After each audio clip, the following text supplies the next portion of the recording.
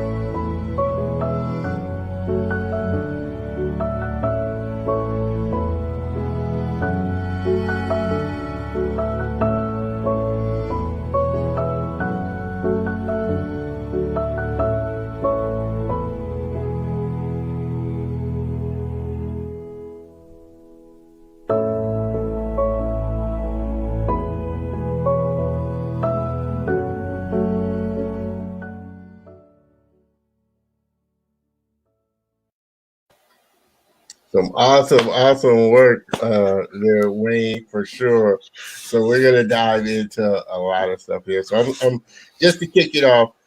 How did you kind of, as a child, were you always kind of artistically inclined and into, cartoons and comics or things like that? Yeah, like growing up in Jamaica, in rural Jamaica, I've always been drawn to cartoons because where I grew up, we didn't have much, say, TV or whatnot, but we had newspaper, and my grandmother used to collect the newspaper cartoons, bring them home to me because I like looking at them, I like reading them, and I used to just try to trace them and whatnot, and try to make it look like what's in the comics, and that's how I first developed a love for it, and then as we made our way to the city, I discovered cartoons like the Spider-Man and the Batman, the Disney cartoon, the Pixar cartoons, and Yeah. Super Mario, the video game, and that's where all my love for it started, and how I, tried to draw the Little Mermaid, for example. Try to draw that. As soon as I watch the movie, I want to like learn how to draw it, and every newspaper clipping I could find with cartoon on it. That's what motivated me into drawing. During school, it's the same thing. I usually like just look for heavily illustrated picture books and try to draw stuff out of it, and I enjoy that kind of thing. Yeah. So was your grandmother, like you said, your grandmother brought the comics and cartoons for you to to really kind of read and look at. Was Yes. she really influential in your path through this journey, or was your parents really a big part of it that kind of Um, you go and inspired you to do it?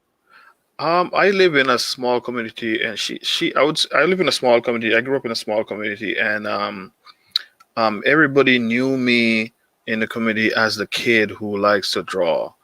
And because I'm always doing that, and my grandmother would like, "Hey, Wayne is drawing. What is Wayne doing? Oh, Wayne is drawing Mickey Mouse today. He's at home just drawing Mickey Mouse. We're not taking him to the farm today. He's home drawing." And that kind of thing. And she also is a kind of a storyteller. She likes to tell, classics Anansi stories. I don't know if you heard of Anansi before, but she used to tell me Anansi stories, and as well as her own personal stories. And I used to like draw a character to them, and that's how her influence on me with art, you know. So, Been. as far as Jamaica and going through school, were there a lot of classes that kind of helped foster that? Going through like grade school and high school and stuff, were there a lot of, was the scene in Jamaica, the art scene, big enough that you got to learn and really progress your talents and stuff? Okay, so I go into the high school now. I was introduced to fine arts, and it's totally different from cartoons and all that kind of stuff. But when I got into fine arts, I realized I couldn't really draw. I was drawing all along, but then when I went to the fine arts now, I learned about gesture, I learned about form, I learned about perspective, values, all that kind of stuff. So, I would say my first class or first or second class in art class, it was provided by the school, but I wasn't that strong. But as I got more serious and learning all these fundamentals, Yeah. I got better, and I became the guy at school I became the guy who could draw. So, Meeting a couple of when did animation kind of fall into the picture, and you okay. thought, okay, this is what I really like to do, and would love to go further in? Okay, so while I'm doing that, I'm drawing a lot in high school, and I'm now and then a student will bring in a rarely computer graphics magazine to school. So I start skipping through it, and I will see computer animation, Power Animator, Yeah. all that kind of stuff. And I'm like, what is Power Animator? This is how they make the movies. One of my friends, they were like, this is how they make the movies. And I'm like, what? We can't do this in Jamaica, though. And at that time, I researched, like, for example, I was in high school, and then for the next step, I researched a couple schools in Jamaica, art school, and they were offering graphic design, graphics. Yeah. They weren't offering animation. So that's when I see during that time in high school. That's when I saw in those computer graphics magazine about computer animation and Pixar, how behind the scenes, and I'm like, I could use art and technology. I could put them together, and I could do this. This is what I want to do. And I was around 17, 18 at the time when I said, this is what I want to do. Fast forward a little bit more, couple more years. I was lucky to migrate from Jamaica. Yeah. And that's when as soon as I landed on Canadian soil, I go immediately with all my credentials and my grades, and then apply to film school here in Toronto, Canada. So that's when my journey began, as doing the computer animation kind of stuff. That's how that happens. Gotcha. Yeah, that's how that happened. So what made you choose Canada as opposed to, okay, let me just go to the United States where, like you said, Pixar and other studios were? What was the choice that made you move and decide on Canada? Okay, like for example, my stepdad, he lived in Canada. He's Okay. been living in Canada for a while. And while I was in Jamaica and getting information on where these animation schools are, like the Cal Arts, Yeah. the Art Institute of Miami, or Yeah. so forth, etc. I've always been researching those schools in the anticipation that said if I went to the States, like the Full Sails, for example, Yeah. the Full Yeah. Sails. Full Sail. Um, um, I've been looking at those, but unfortunately, I didn't end up going to America. So Canada was the next thing on the line. That's where my stepdad was, Yeah. and then he decided to sponsor all of us to come to Canada, and we moved in 2003. So that's how I end up in Canada. And when I end up in Canada and start researching the animation industry in Canada, I realized Canada had a very rich history with Yeah. Sheridan College, Yeah. Seneca College, Humber College over here at the time, Vancouver Film School. And though expensive, they were like pumping out brilliant students, Yeah. Yeah. So yeah, that's how I end up in Canada. Okay. Okay. Awesome. Awesome. Awesome. Um, so what's been uh, kind of to this point uh, the biggest piece of advice that somebody's kind of given you so far that's kind of helped you or stuck with you? Um, it all start back to going back to Jamaica. I had an art teacher at the same high school there is San Diego High School in Jamaica. If anybody from San Diego watching, hello. I had an art teacher where he saw that I was doing the fine art stuff, but Yeah. I was also making these comic strips and stuff like that. And he pat me on the shoulder. I don't think he was he was the head of the art program. He wasn't my art teacher specifically, really, Yeah. but he was the head of the art program in the schools. And he saw me in the room because I'm always in the art room. And he saw me and said, kid, you know what? You could go into graphics. That's all he knows. You could go into animation, and I was like, yeah.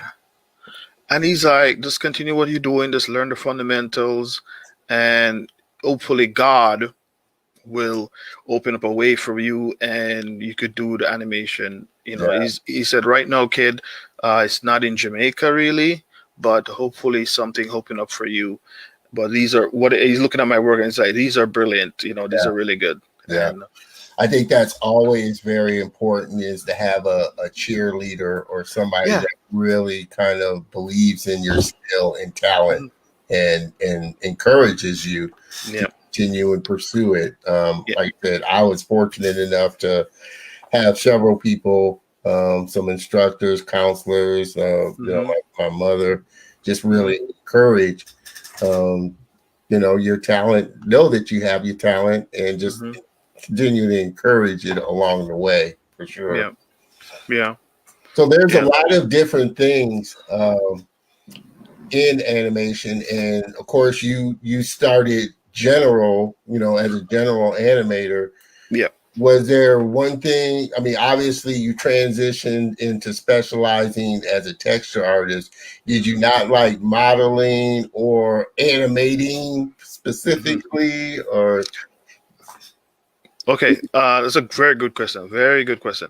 Okay. So I started as, in animation school, they teach you general stuff. Yeah. That means you're gonna learn how to animate, you're gonna learn how to rig, you're gonna learn how to light, model, texture, and Yeah. compositing. Yeah. And so I learned all that. But I, at some point, a few years after graduating, I did a okay demo reel. A few years after graduating, I realized that my strongest point would be modeling and texture and shading because of my art background. I'm strong with those Yeah. um, areas. So My first industry job, I started out as a model texture artist and rigger. I was the OKA rigger, Yeah. and that's how I started out, and it was good. Um, but then in 2012, when I worked on the nut job, that's when I started working as a surfacing artist. And from then on, I never looked back. I never looked back. I loved it. I loved doing the shader work. I loved it doing the UV unwrap of the model. I love just getting like um, I love getting the art reference and try to match it with the shading, with Yeah. my shading, and that's what I've been doing Yeah. That ever since. That's how I transitioned into specializing. Yeah. Yeah, I think that always kind of got me. UV unwrapping an object Yes. and then texturing it. Yes. So was always thought, it was an interesting process, but Yeah. I don't know, when you have a complex object or a complex model and you see all those little islands of Hmm. unwrap it, it's like, okay, I don't know if this Yeah. is something that I want to do. And that's the interesting thing. Hmm. Um, People find out as they get into the industry Hmm. that they may start out as a general and animator or Yeah. in a general role, but as Yes. they go down they find this one thing that they really like and Hmm. really enjoy doing and are good at. Hmm. So Yeah. Hmm. interesting. Yeah. So what's been the biggest challenge for you going as you've gone along? Um, Couple of the biggest challenge that I've gotten, even as I became a senior in this in the role, and um, software has evolved in terms of like you might use a specific software at one studio and you might not use that software again for you might every studio you go might be a different Yeah, setup. So I struggled. I was telling you I'll tell you the production I was working on because it's out. I was working on the latest SpongeBob movie. yeah, SpongeBob's Sponge on the Water or something like that. I yeah, forgot. Yeah, the latest one. Um, and those guys have a different pipeline. Um, they have a I don't know if you heard of Katana. yeah. Katana, yeah, Katana. They have a lighting setup. Even though they brought me basically the studio brought me in as a senior, yeah, and there were months already in production. They were training, so they were very busy. They were at the busy end of the production, and yeah. they just brought me in, threw me in, threw See, me in, and the training that they provide was really sloppy because the training is basically a guy came to my desk and just said, "Do this, do that, do this, do that, do this, do that," and yeah, have you that's you the figured training. it out? So I was like, wait a minute, how am I gonna do this thing? And they had a specific way. We were using Mari at the time. Okay, Mari, yeah. Mari, I was using That, Mari to texture paint. So and Mari has a few ways how to texture paint something. It has the layer system, which is like in Photoshop you have yeah, the layers and everything, and it also has a node base. nowadays, yeah, A node base. So the node base is what everybody is doing right now. yeah, yeah, yeah. And I don't like so much nodes pointing each to each other. This is this. That is a hard. It is a kind of a different mindset for sure. Yeah. And if I don't know which node to call to do certain things, I just Yeah, don't know. I'm just like maybe I'm too old school. yeah. No, I get you because like I said, I use uh, Lightwave and Moto, and Mm, Moto it works both ways too. It's got a layer system where you mm-hmm, can layer on different shaders and stuff, but it mm-hmm, also is really big on the node. And that was always something that got me, even like I said, just procedural, plugging in this procedural to get this effect. And it takes a different mindset for sure to really get it. Is there, so which software do you kind of prefer or like to work in? Right now, I'm enjoying Substance Painter as a 3D texturing package. I'm enjoying that, and I'm trying to learn Substance Designer, which it's kind of its cousin. It's kind of like Substance Designer's cousin kind, and that one is node based too. But you could create all the procedural texture in that program. I'm still trying to learn it. Substance Painter is really becoming popular. I mean, because it's a popular and powerful program for really texturing right on a 3D model as well. Yeah, so Substance Painter has been my go-to right now for texturing and stuff like that, and I prefer it. I prefer that. Gotcha.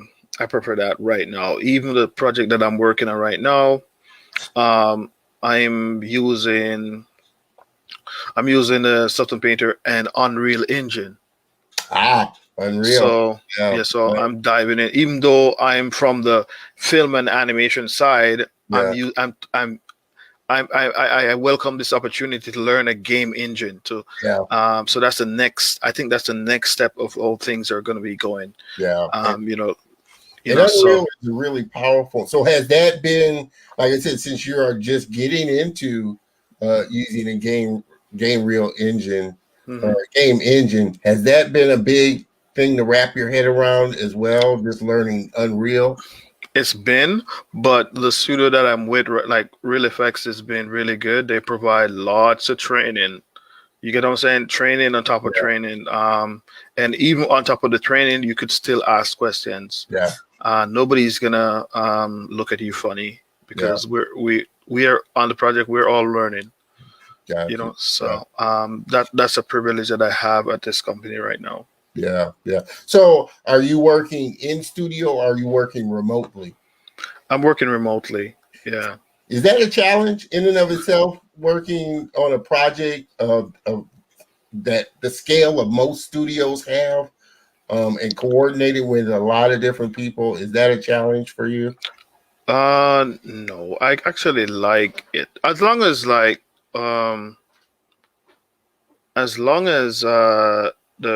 the IT is up, like all the remote desktop software is up to date. Teradici, for example, is a software that we use to remote into the studio and everything, and it's been good. Support from IT has been good. It's been wonderful.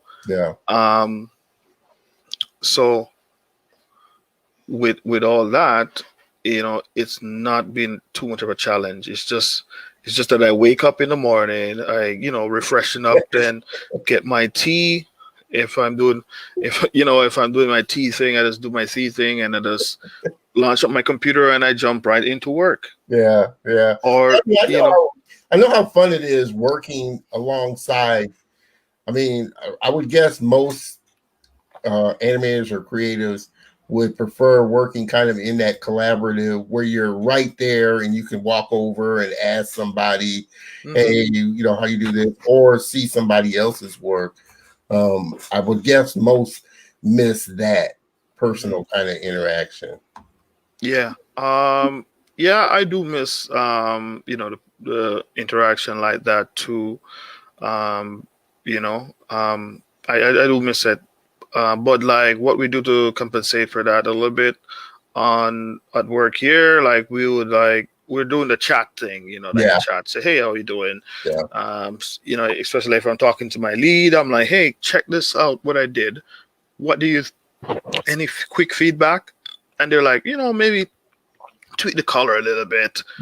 So it's kind of like interactive that way instead of like, if we're in studio, I would have to call her over to my desk and say, hey, check this out. And, all that kind of stuff. But with working from home, she could just click on the image and look at it right there and give feedback quickly. Draw over it. Yeah, yeah, yeah. So it's been it's been very it's been Goodness. very good like that. So and it's been very good for me, like working from home. I really like it. I really like the vibe. I'm home. Yeah, you know, much more I comfortable environment for sure. I don't really miss the commute going downtown Toronto Yeah. every day, you know. I don't really miss the commute, so I'm happy. Oh man, too funny. And if you're just tuning in, I'm sitting down here having a great conversation with my good friend, Mr. Wayne Carnegie, senior surfacing artist with Real Effects here. Miss Elizabeth, appreciate you as always tuning in. Interesting. She's a future guest on this show. So I'm looking forward to that. You said a moment ago, Real Effects is really good about training. Mhm. Is that the has that been the experience with most companies, or was it kind of the other experience where they just threw you in and you just had to swim? You know? I've been at places where they just throw you in and then you have to swim. And for example, when I don't know if you know Arnold Renderer, Yeah. All right. when Arnold first came out and we were using it at a project, uh, all of a sudden we signed up for this show to sign on to work on this show. And they were like, "What rendering software are you using?" They're like, "No, we're not using Mental Ray, by the way. We're using we're using Arnold today." So, and I'm like, "What? Where? How the shit is?" And there was no tutorial online for Arnold. Um, there was no tutorial. We didn't know how this thing worked. And we had to just sit there and plug in our textures and figure out if stuff look like metal. Does it Yeah. look like plastic? Does this look like cloth? And Oh man. stuff like that. So we had to figure it out while delivering the project. But I over the years I've been at studios where since I started working from home, um, I've last year I'd been doing a lot of freelancing last year, same surfacing, Yeah. but I've been doing freelancing. So when I was doing the freelancing, I've been with a studio where they provide video of how to set up your files, how to export your file, how to save your textures, what to call them, how to hook up your textures, and all that kind of stuff. How to, videos how to shoot for everything. Yeah. So Yeah. that was like a smooth transition. I was able to just like jump on the project and just hit the ground and running. And because those videos, I could wake up in the middle of the night and say, okay, I forgot something. Let me check the video. Boom, I'm done. And so that was a good experience in terms, yeah. Gotcha. So are you obviously you're working for Real Effects, which has a location in Canada, Hmm. but they have a location, and we were just talking about this earlier. I Yep. do them from they have a location in Dallas, and Hmm. another one in California. Are you looking to eventually kind of migrate to California, or are you happy doing remote work from, you don't necessarily have to be at studios nowadays, and Yeah. especially with what's going on or had been going on with COVID, a lot of companies now are more familiar with Yeah. and comfortable with working remotely. Yeah. I would love to, if I get the Disney call, if I get the Disney feature animation, I would love to work for them. Gotcha. That's like if I work for them, I'll be like, oh, Hearing the and then angels open up. yeah, I'll just like pack my bags and just like pack my suitcase and on my way to California. Oh man, Yeah, oh man. if I get that Disney call, but Oh. uh, It's you funny. know, Most people say Pixar. It's Pixar, Disney. So yeah, Disney. I'm cool with Disney. okay. But I have to figure out this node base and katana shading thing. Yeah.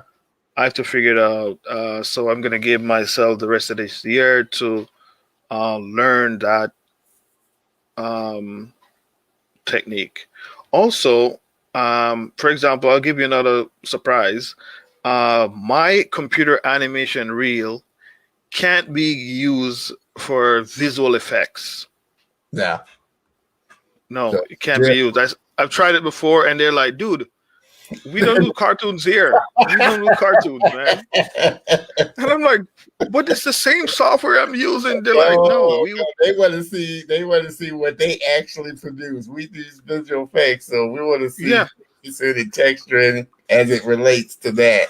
to that. Yes, they wanted to. So they're like, do you have a realistic work anywhere on your computer? I'm like, no. They're like, sorry, Oh sorry, man, yeah, we don't do cartoons here. yeah, and that's something that I learned early that you tailor your reel to the studio and the type of work that they put out.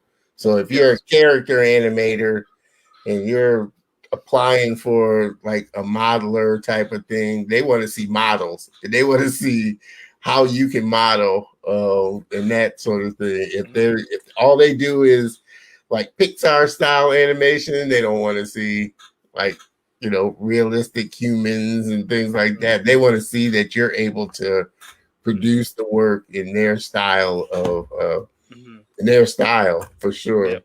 Yep. Yep. So, yeah, that's an interesting story. I just wanted to share. Well, is that If it- something that you're interested in kind of um. into doing surfacing for visual effects style work?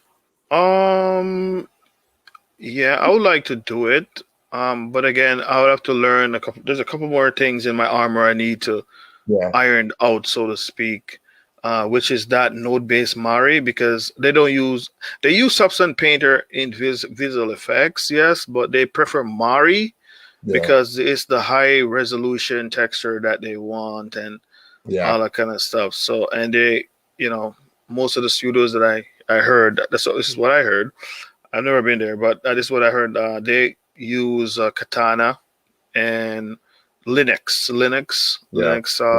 all that kind of stuff. So, even though like they have stuff explained in the pipeline, I would have to learn how to do the node-based stuff for real. yeah. Yeah, And that's yeah. the like I say, learning the software of the industry is always the thing. And that was something that I kind of knew, okay, if I really want to, get into doing character animation at a lot of these studios, of course, Maya is the big dog that most Mhm. studios use, although a lot of them have proprietary stuff too, but it's Yeah. still kind of based around Maya work. So yeah, it's always a challenge kind of, and there's so many different softwares coming out all the time. All the time. Yeah. It feels like you're behind trying to keep up your Hmm. skill set learning it. Hmm. Yep. Yeah. It's basically that's all. That's what basically all it is. You have to be constantly, learning new ways and learning new things. And even though I'm a senior in my area, I've learned in order to, I must evolve. I must Yeah, evolve. So yeah, I yeah, must evolve. yeah. Yeah. So do you still pull from your traditional style of art to kind of help inspire you and like keep you learning? Yeah. When I'm not doing surfacing for film, like texture painting for animation, I just like, because I have a daughter now and everything, and I just like emerge, like put myself in, uh, back to the children's book illustration kind of world. I develop a style for myself. I could draw and paint realistically, but I kind of just over the years I kind of just move away from that and just Yeah, go be more childlike. yeah, yeah, Um, yeah, for that, because I have a daughter and I would like to tell her stories, or have books out there telling similar kids, with yeah, a style that I recently developed with Sketchbook Pro, yeah, yeah, Sketchbook Autodesk Sketchbook. So that's what I do. That's what I mean drawing from outside of like working in animation. As soon as I go home or as soon as I sign out for the day, I sign into my world, yeah. my real world, which is looking at those children's book animation and Yeah, just being obsessed yeah. how this thing is done, because as you can see, a lot of these children's books are getting picked up by Netflix. Oh yeah, Uh, yeah. you know, I've connected with a lot of people from Netflix so far, and Netflix, to their credit, as you can see, some of his great work here, Wayne's great work here. Netflix, I will say, is really doubling down and leaning into putting out animation and specifically kids animation for sure. So I always give Netflix a lot of kudos. They're really yeah, and on the live action stuff. They're just big on original content. So original content. Yeah. they're craving for just original stories, whether it be traditional film or animation. So I like the fact that it's really opening up a lot of doors Yeah, it for a is. lot of content creators, Mhm. for sure.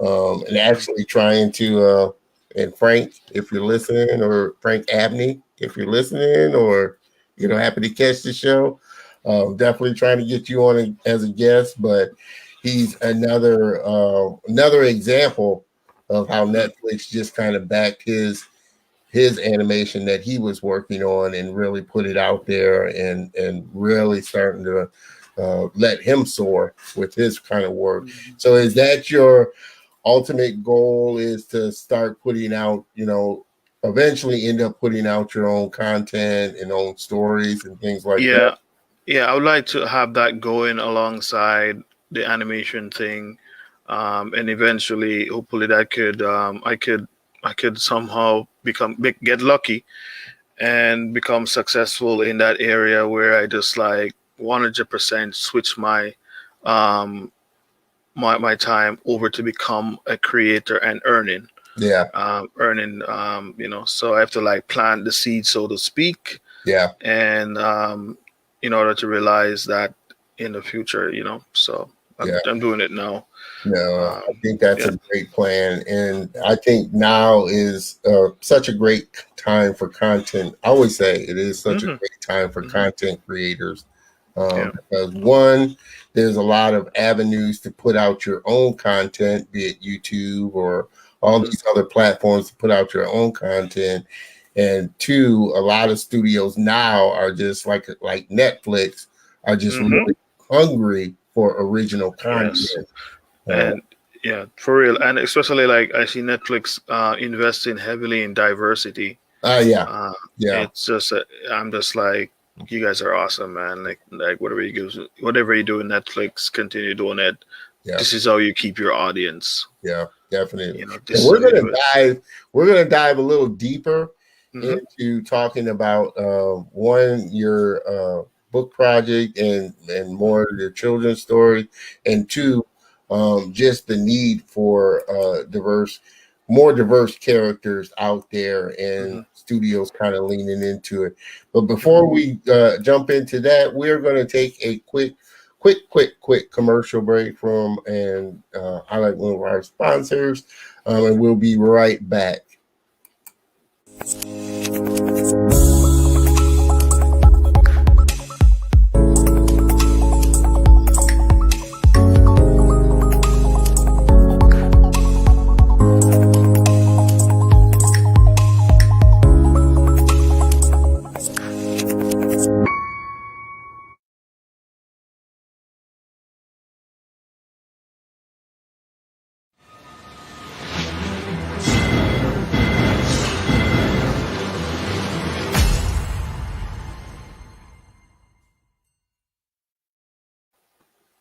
Nice.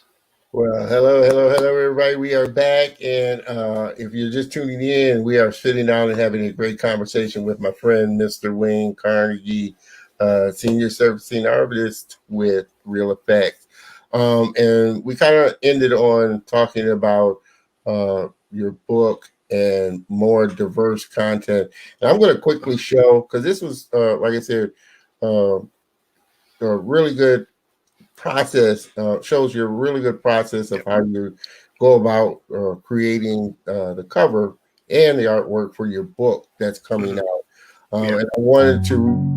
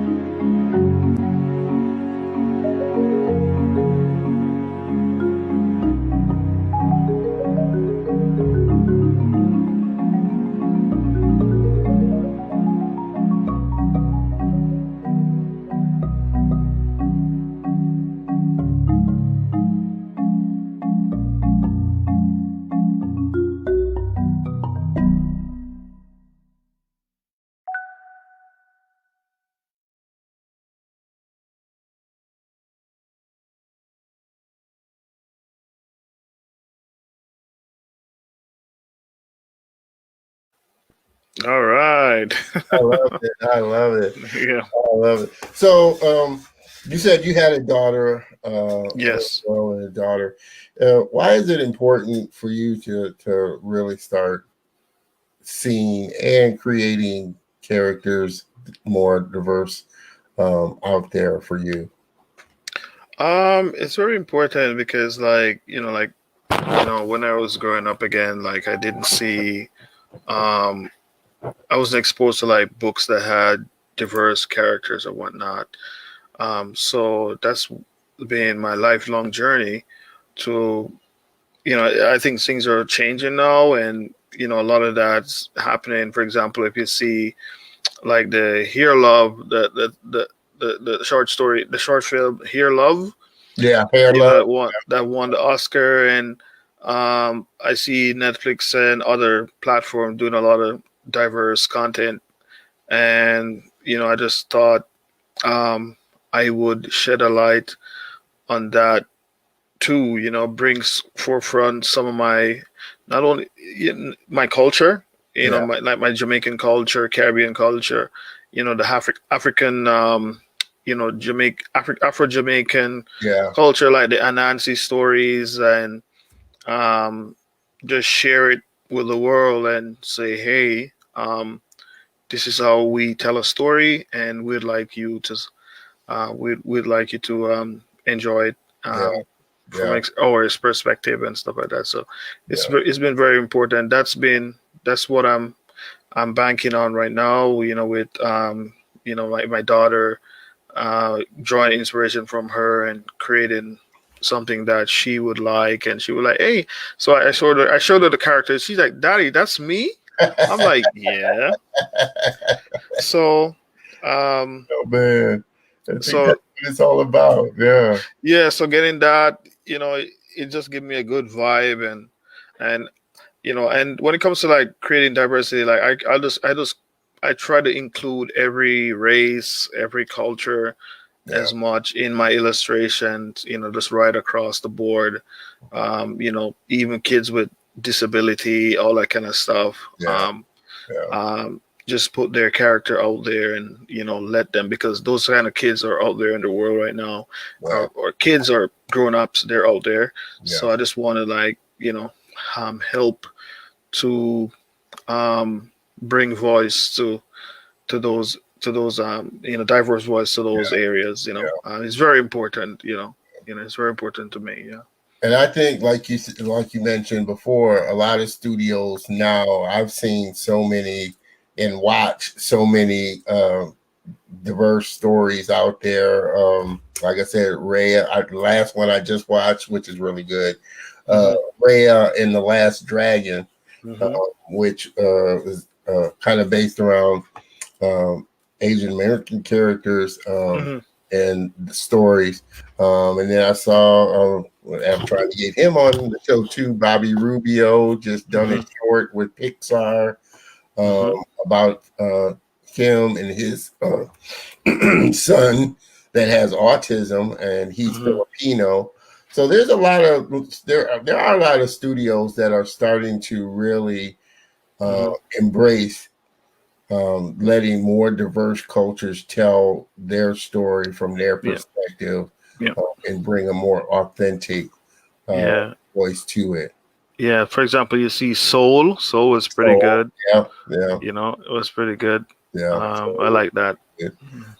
So I'm encouraged now. Like I said, it's a little unfortunate that I think, you know, all the social rest kind of started to spark it and spark these studios now to really step up and do it. But I am encouraged now that I think a lot more content creators are really starting to show their content and their stories.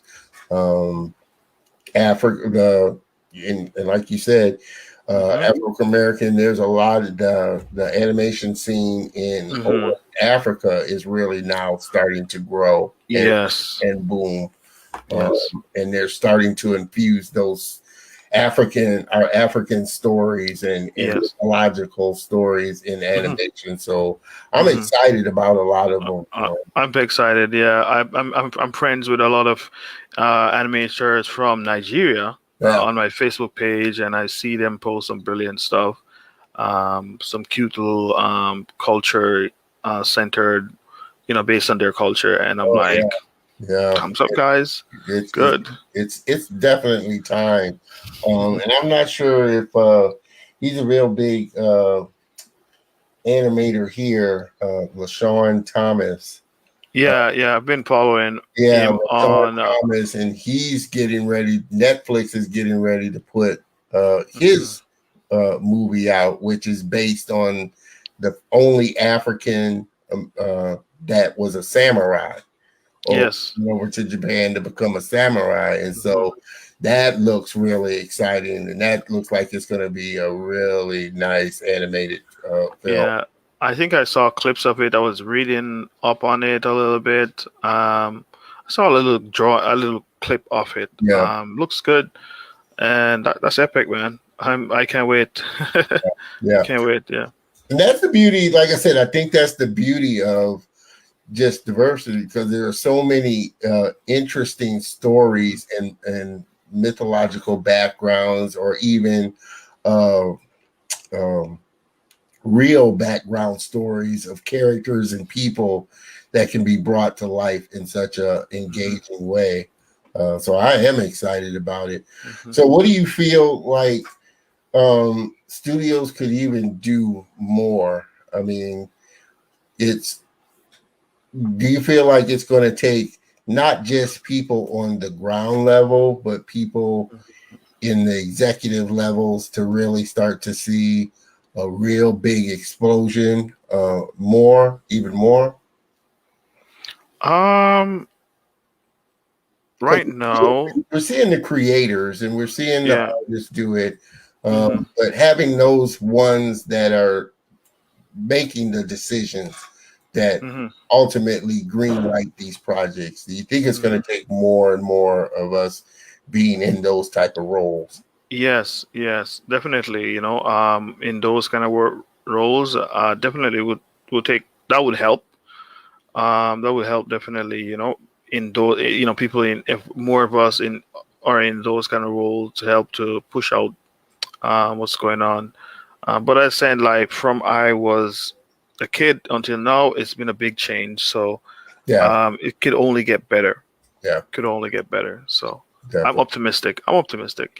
Yeah, I am Uh, too. I mean, I am too. I know that, like I said, especially in this time, you don't necessarily have to, because of all the platforms that are out there, you don't necessarily have to wait until you get to Disney or mhm. Pixar to put your content out, Yes. because there are channels like I said, Mhm. YouTube or Facebook or TikTok Mhm. or Instagram that really, you know, can highlight your story and career to Yeah. the point where those studios are starting to look on the website just like we are. Yeah. Scour the website for content and Yeah. creators now. Yeah. And also, I'm very impressed with like independent black uh producers. I like, for example, I've been following these guys for a while. Yeah, The guys that create, I don't know if you know those guys that create Black Sands. like Sands. Black Sand, a comic. They have a comic that I think he was funded. There was a kick.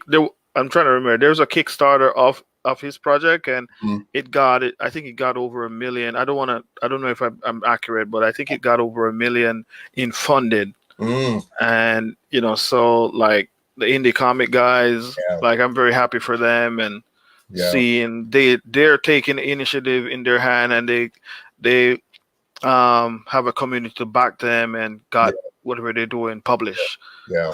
It looks amazing, Yeah, So yeah, yeah, and so like I said, that's the beauty of this time, where if you got an idea and you got a something that you want to put out, you can fund it through Kickstarter, and as long as yes. you build a community around it, Mhm. people are going to support it and really put it out there. Mr. Black Sands, Narita Nesbitt, Mhm. Black Sands, we'll check it out for sure.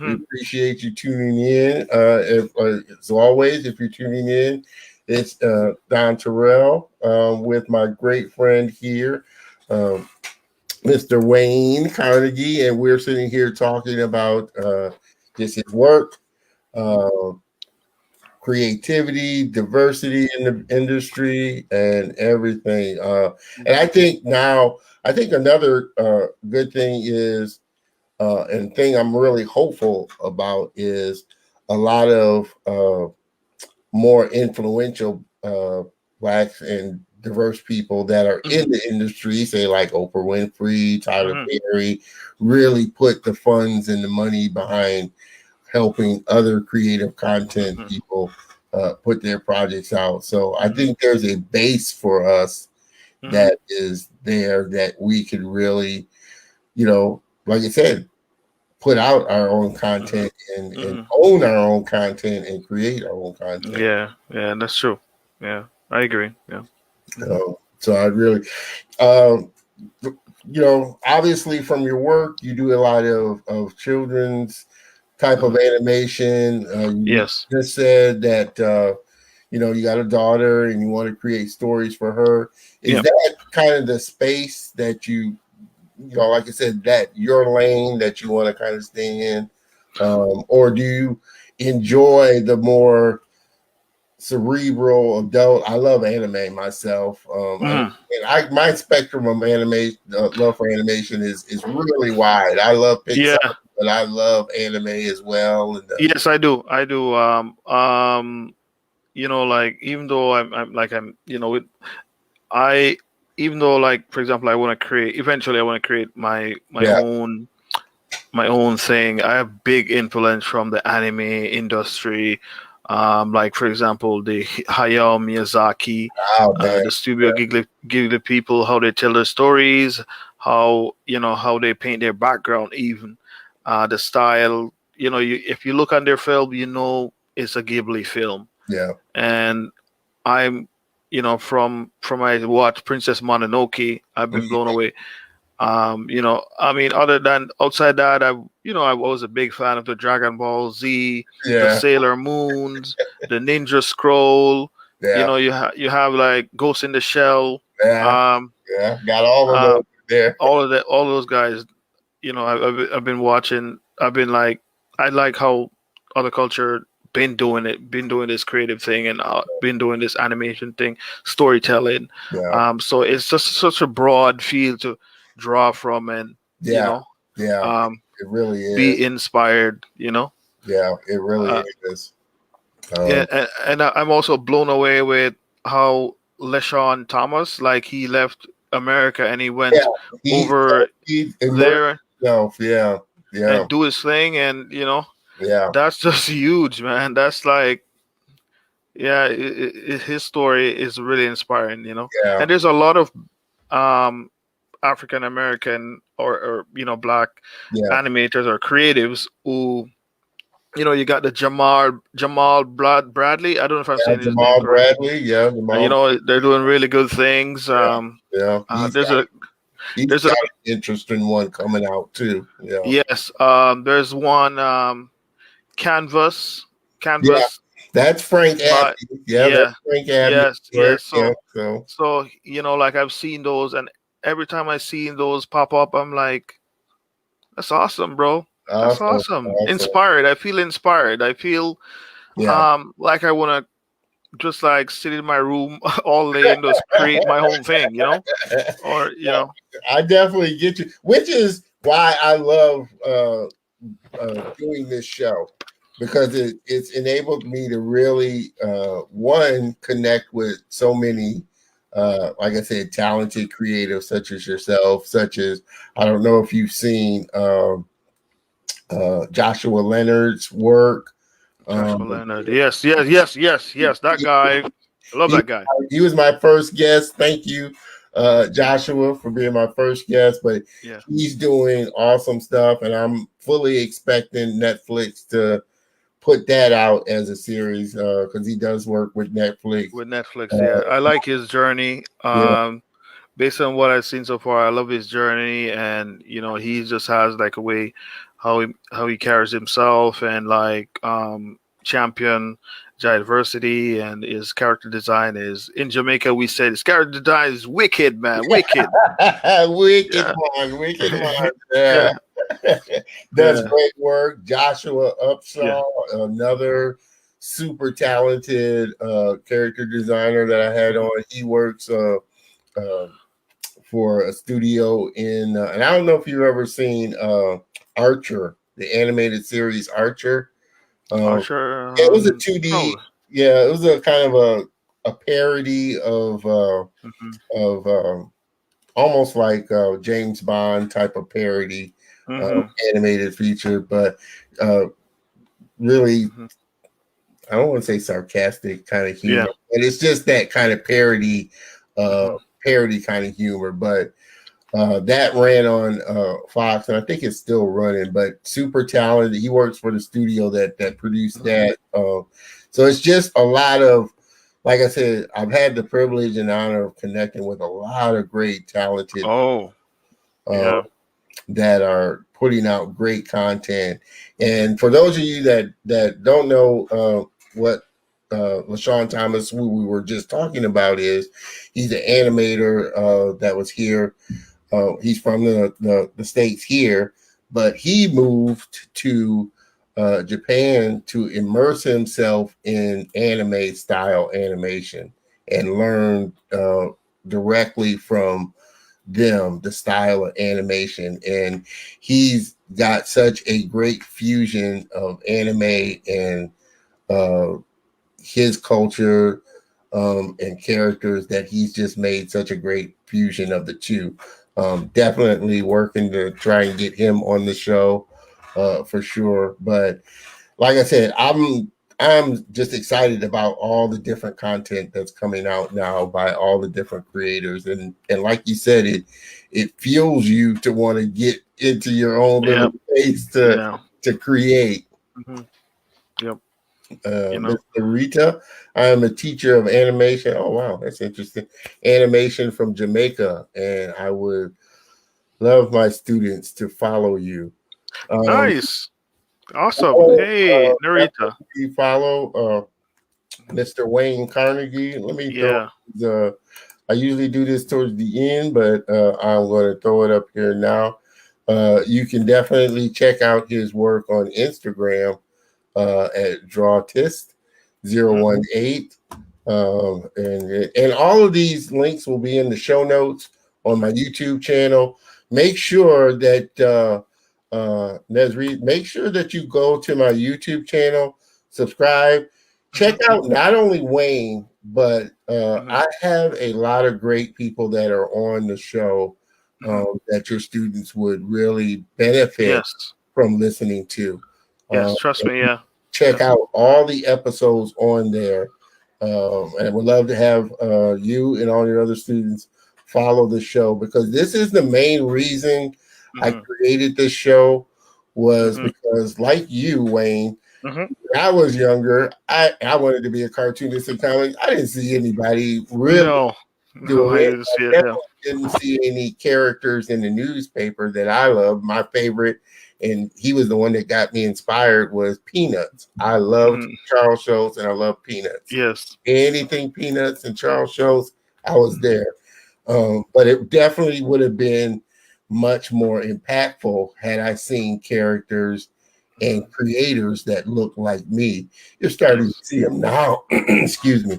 You're starting to see them more now, but more now, yes. Now, like I said, it really helps to, and I know how inspiring that is for kids to see that. It is, yeah.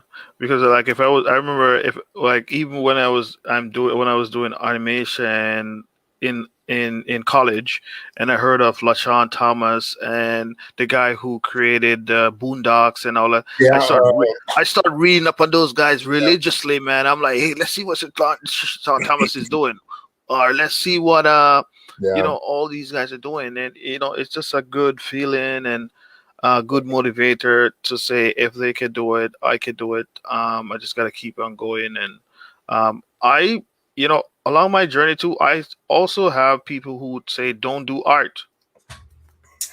Oh yeah, you're always going to get those few that, like I said, don't do it, or that's not the route to go down. Or, is there money in it? Yeah, is it money in there? And I would challenge everybody that it's not about the money. The money will come if you're doing. It will come, if you're doing what you love to do, and you have a passion for doing.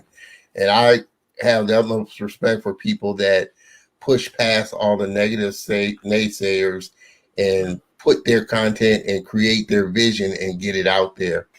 And it does become successful, like you said, like the creator of Boondocks and LaShawn and so many other creators that are putting their content out there. And now there's no excuse not to. In this day and age, there's really no excuse, because like I said, you can get your Instagram page, you can get your YouTube channel and put your content out there. Yes. And as it gets good, people will follow it.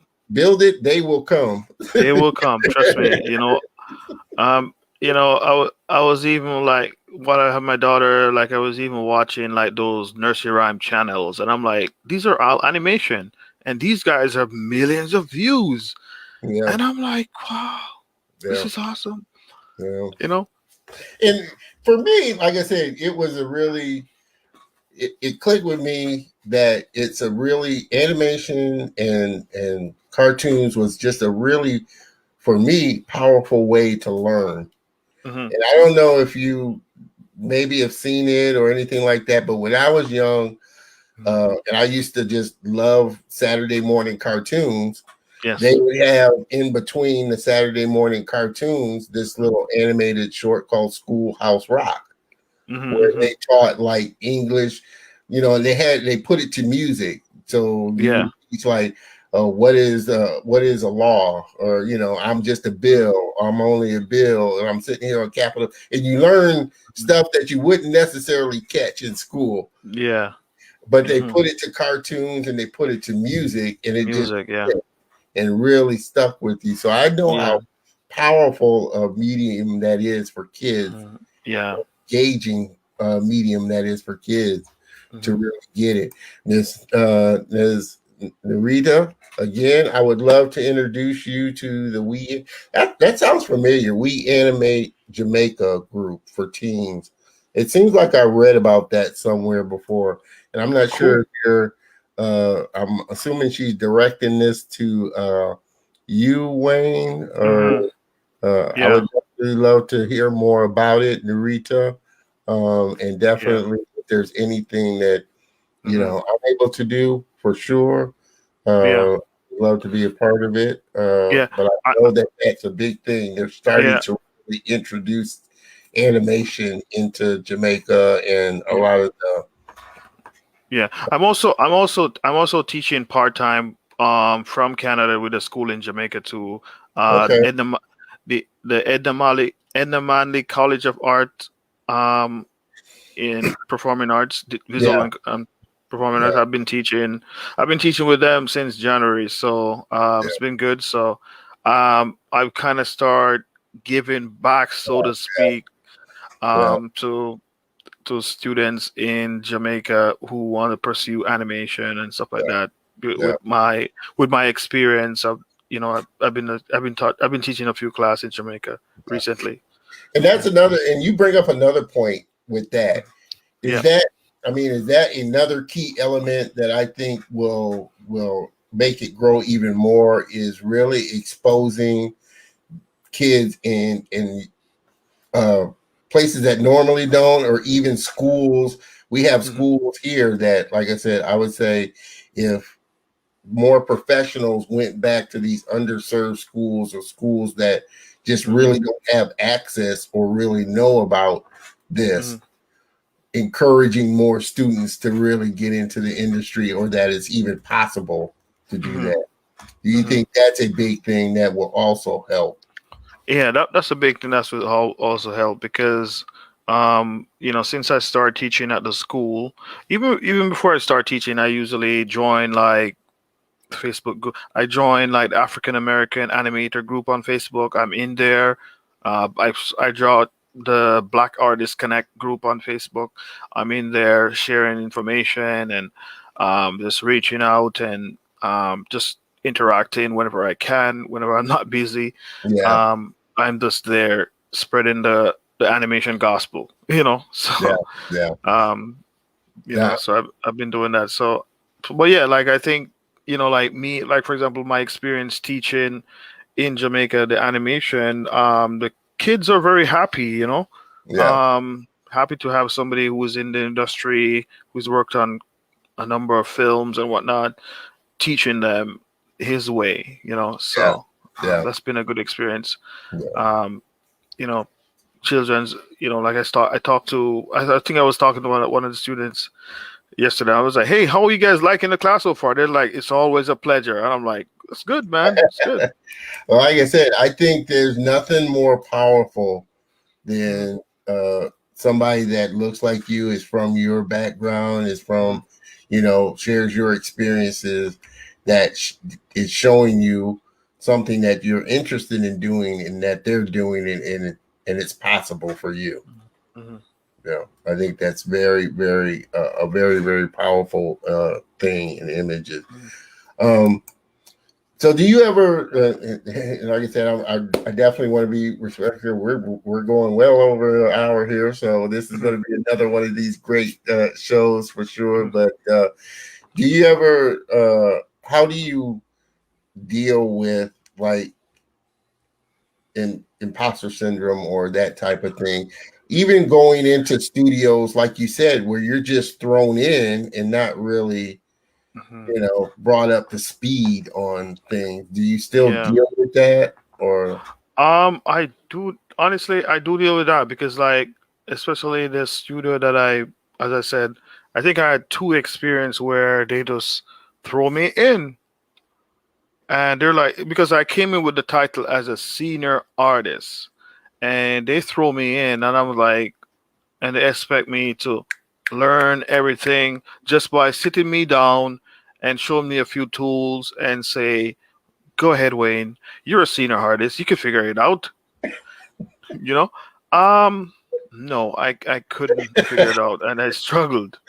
I struggled really bad, and it made me question myself. I'm like, um, yeah, I just never saw that coming, and I didn't really stay at those studios. I don't even have those studios on my resume or my LinkedIn. Just because of those experience and whatnot. But as I said, as an artist, I should evolve. I should learn, and that's what I that's what I do to battle that. I never want to feel like that again. You Yeah. know. So you just Um. constantly updating your skills and keeping your Yes. skills sharp. Yeah. Yes. Yes. Yeah. Gotcha, gotcha. Hmm. Um, Again, everybody, this has been like I said, uh, a fun, awesome experience sitting down with my friend Wayne, and definitely, I always. The good thing about it is I always am able to have my guests and friends back on the show and look Hmm. forward to it for sure, especially, as they move around to different projects and what they're working on. Yes. Um, Hmm. for sure. Let me throw in some comments here. Miss Narita, yes, that's common. I'm assuming she was talking about maybe imposter syndrome, that type of thing. Maybe you can elaborate, Miss Narita. That's my alma mater. Oh, she's talking about Edna Manley. That's Yeah, the college. Yeah. okay. Big I, up, Narita. I there are students from 12 or 14 parishes in the country for sure.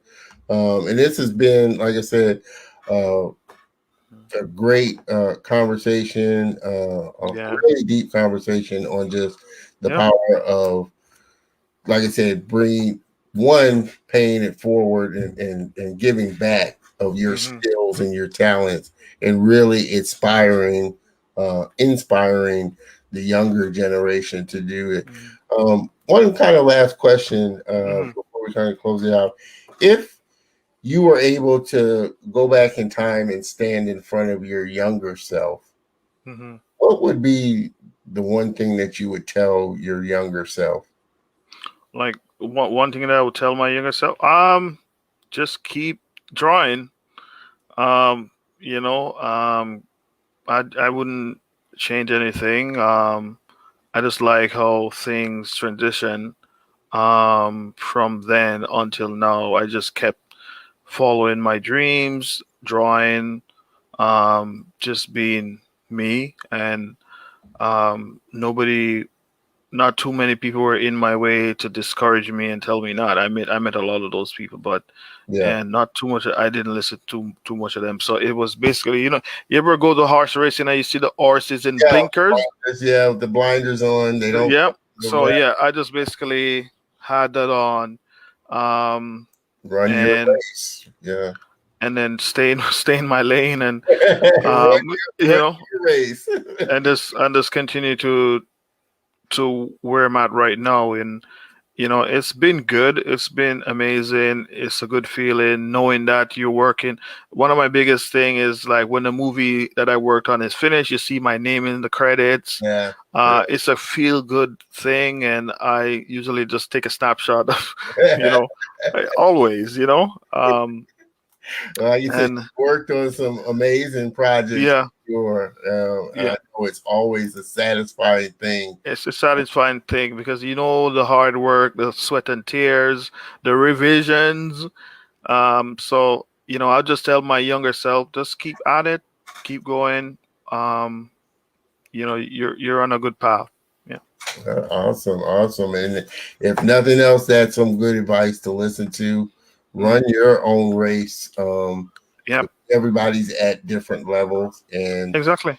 Yeah. don't go into it. And the thing that I really try and look at is not to look at it from an envious point of view, but Hmm. an inspirational point of view, because you Yeah. can really, I know a lot of people could go online and see Mm-hmm. some amazing work that is like, Hmm. okay, my work is just never going to get to that level, but it will if you use Yeah. that as inspiration to inspire you that Yeah. if I keep at it and keep working at it, my Hmm. skill level can be that For well real. For too. real. Yeah, and you could create your own look. For example, with this children's book project, I've been able to create my own little style Yeah, in my own little way, and that's how I plan to create um, my content with that style.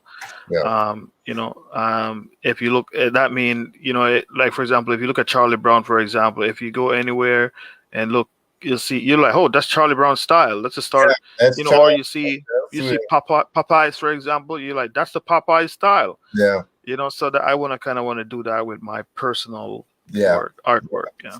yeah. And I think Hmm. every creator, that's their goal, to find their style. I mean, you draw inspiration from everywhere. I mean, you're Hmm. going to draw inspiration, but you use that to fuel your own particular style, Hmm. so that when somebody looks at it, like you said, they can immediately say, "That's Wayne's.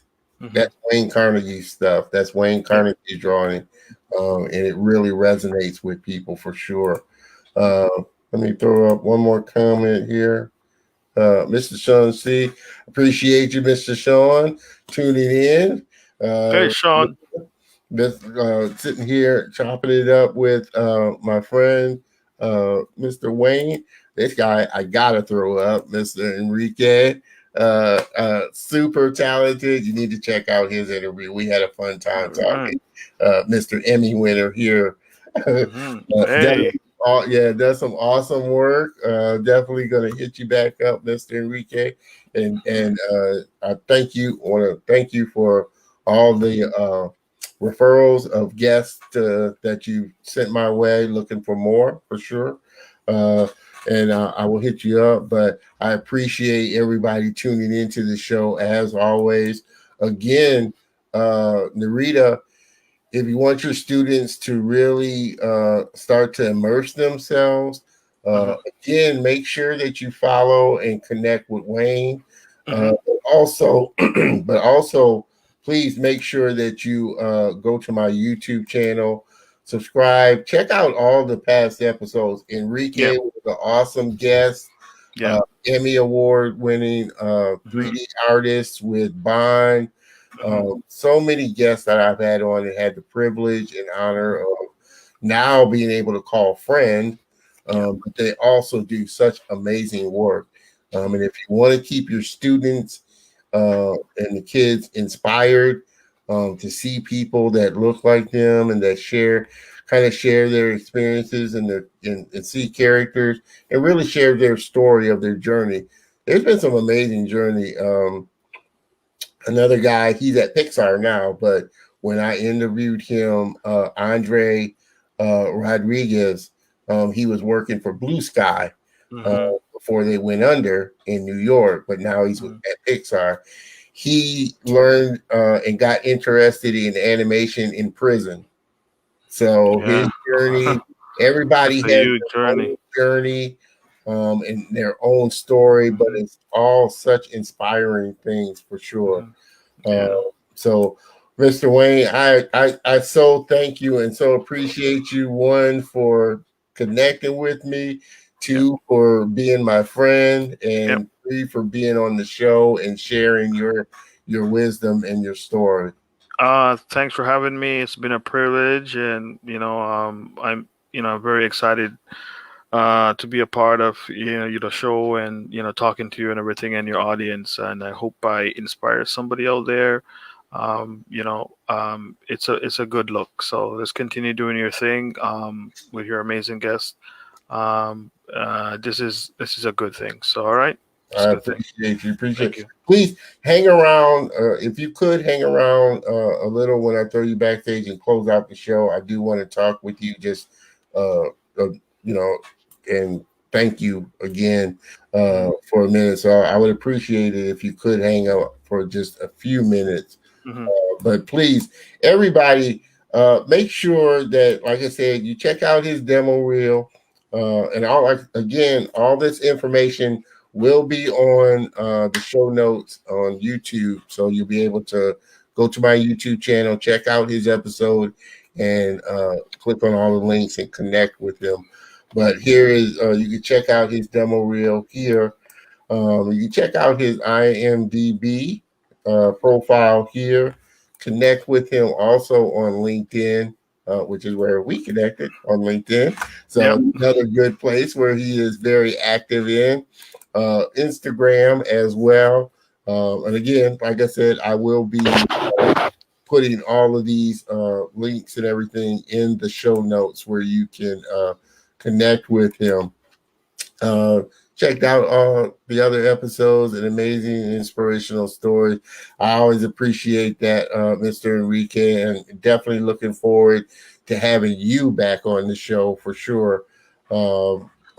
Great advice, Mr. Wayne. I know all the stuff that Wayne's talked about Hmm. has been really good, and so encouraged that he's giving back and really helping to reach back and pull the younger generation and expose them to what can be done and what's possible. So again, Wayne, I so appreciate that. Again, if you can hang out a little bit backstage, while I close out the show, Hmm. so I can Yep. talk to you again. Everybody, uh, give my great friend and guest, Mr. Wayne, a big round of applause and look for him to be back on the show soon.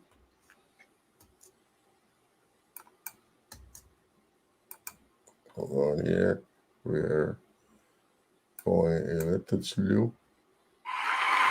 All right, Mr. Wayne. Thank you, sir. Thank you, sir. Hang out for me.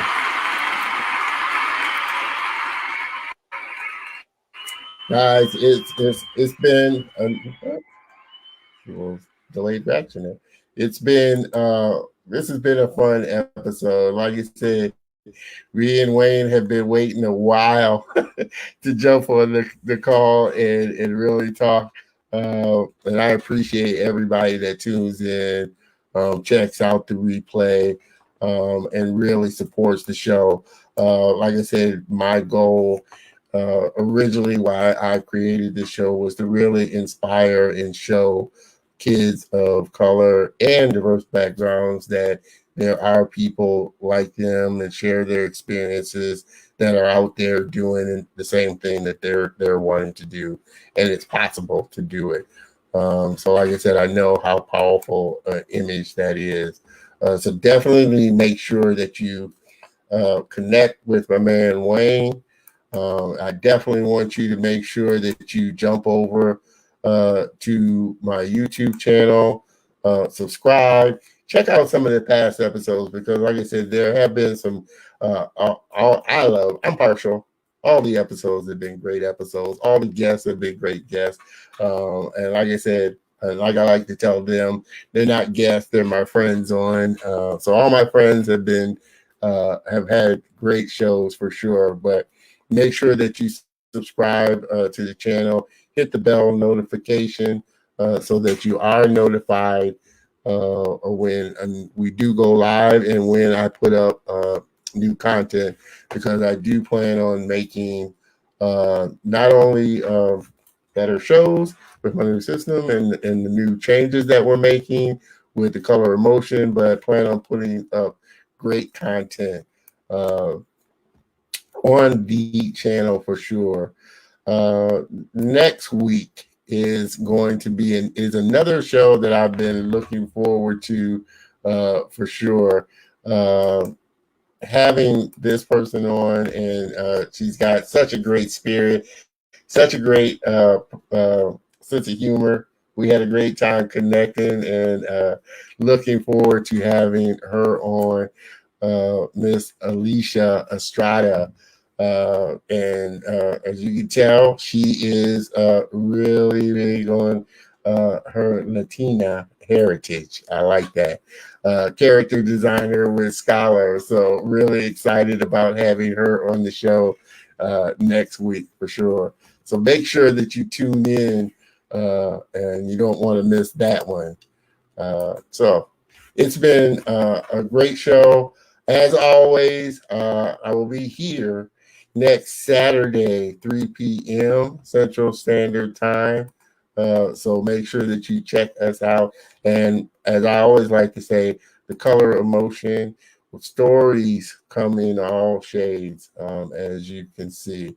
So I appreciate everybody that as always, supports the show and really backs the show. Like I said, my aim is to make this the biggest and best show that highlights diversity and people of color that I can possibly make it. And I can't do it without you. So with that being said, have a great rest of the day. Have a great weekend. And I look forward to seeing everyone next week. Same bat time, same bat channel. I'm sorry, it's a little corny, but I'll go out with that. Have a great day, everyone, and I'll see you next week. Let me take this off. Okay. And I will see you next week.